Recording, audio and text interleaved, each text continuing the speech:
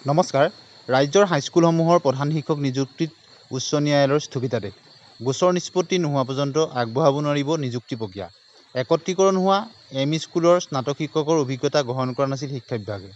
চৰকাৰৰ এই সিদ্ধান্তৰ বিৰুদ্ধে ন্যায়ালয়ৰ কাষ চাপিছিল বঞ্চিত শিক্ষকসকলে। স্নাতক শিক্ষকৰ আবেদনৰ পিছতেই নিযুক্তিৰ প্ৰক্ৰিয়াত স্থগিতাদেশ দিছে আদালতে। গতিকে আপোনালোকে কিন্তু নিশ্চয় দেখিছে যে ৰাজ্যৰ হাইস্কুলসমূহৰ প্ৰধান শিক্ষক নিযুক্তিৰ ক্ষেত্ৰত গুৱাহাটী উচ্চ ন্যায়ালয়ৰ ফালৰ পৰা স্থগিতাদেশ জাৰি কৰা হৈছে। গতিকে এটা গুৰুত্বপূৰ্ণ খবৰ, আপোনালোকে নিশ্চয় জানে। কি কাৰণে স্থগিতাদেশ প্ৰদান কৰিছে আপোনালোকে নিশ্চয় সকলোখিনি কথা অৱগত হৈছে যে ৰাজ্যৰ হাইস্কুলৰ প্ৰধান শিক্ষক নিযুক্তিৰ উচ্চ ন্যায়ালয়ৰ স্থগিতাদেশ। গোচৰ নিষ্পত্তি নোহোৱা পৰ্যন্ত আগবঢ়াব নোৱাৰিব নিযুক্তি প্ৰক্ৰিয়া। অৰ্থাৎ গোচৰ নিষ্পত্তি নোহোৱালৈকে এইসকল শিক্ষকক নিযুক্তি দিব নোৱাৰিব। একত্ৰীকৰণ হোৱা এম ই স্কুলৰ স্নাতক শিক্ষকৰ অভিজ্ঞতা গ্ৰহণ কৰা নাছিল শিক্ষা বিভাগে।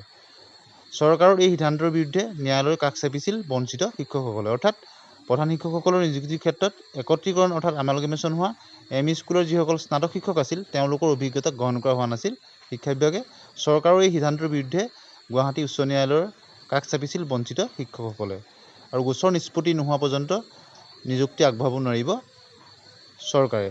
গতিকে এই গুৰুত্বপূৰ্ণ খবৰটো আপোনালোকলৈ শ্বেয়াৰ কৰি দিলোঁ। এনেধৰণৰ শিক্ষামূলক বাবদৰিৰ কাৰণে আমাৰ চেনেলৰ লগত সংযুক্ত হৈ থাকিব। চেনেলটো ছাবস্ক্ৰাইব কৰি দিব, ভাল পালে লাইক আৰু শ্বেয়াৰ কৰি দিব। ধন্যবাদ।